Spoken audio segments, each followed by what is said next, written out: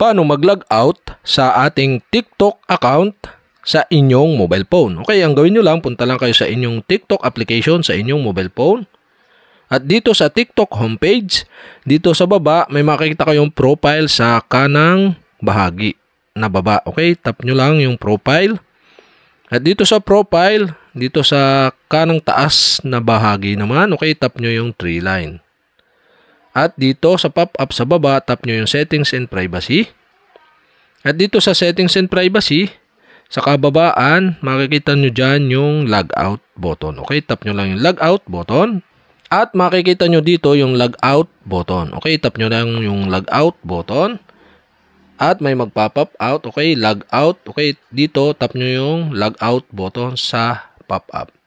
At ayan nga guys, nagla-logout na yung ating TikTok account.